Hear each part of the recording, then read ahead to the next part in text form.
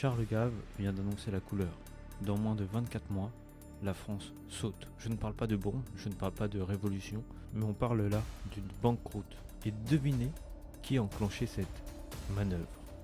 Et oui, c'est Macron, avec son fameux « quoi qu'il en coûte » et ses milliards envolés.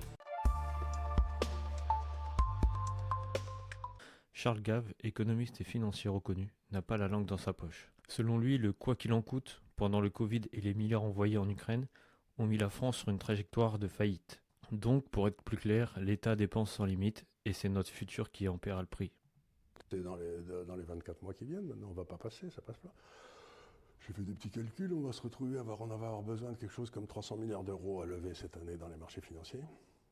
À mon avis, ça passe pas. C'est-à-dire que les marchés pourraient refuser de nous prêter une partie de cette somme. Et à ce moment-là, qu'est-ce qu'ils vont faire?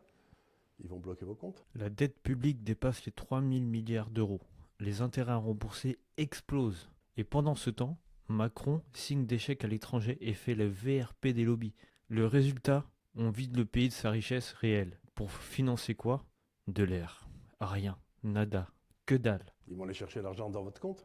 Ça met des années pour ruiner un pays comme la France. Puis quand vous êtes vraiment ruiné, là, la chute est d'une rapidité.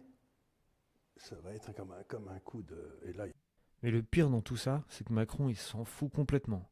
Quand tout explosera, il sera déjà parti. Comme toujours, les élites profitent et le peuple y ramasse toute la merde. Si on peut faire un parallèle historique dans tout ça, Louis XVI avait déjà vidé les caisses. Résultat, ça a fait une révolution. Aujourd'hui, Macron vide les caisses, mais interdit aux Français de se révolter. Voilà pourquoi des gens comme Gave tirent la sonnette d'alarme. il va y avoir une baisse du niveau de vie qui va être effroyable et qui va prendre de plus dans la gueule les petites gens. C'est les agriculteurs, c'est les gilets jaunes. C'est toujours eux qui dégustent le plus. Je trouve ça absolument odieux. Vous avez aujourd'hui des pouvoirs en place en Angleterre, en France, en Allemagne, etc., qui sont légaux, mais qui ne sont plus légitimes. C'est-à-dire qu'ils sont haïs par la population. Et ça, c'est extrêmement dangereux politiquement.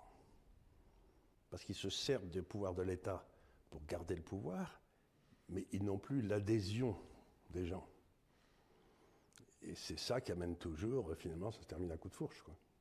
On va aller chercher un coup de fourche à l'Élysée. Voilà la vérité. Le quoi qu'il en coûte n'a jamais été pour sauver les Français. C'était pour acheter du temps. Et comme toujours, c'est nous qui allons payer. Banqueroute dans 24 mois? Peut-être. Mais ce qui est certain, c'est que Macron, lui, il va rien payer.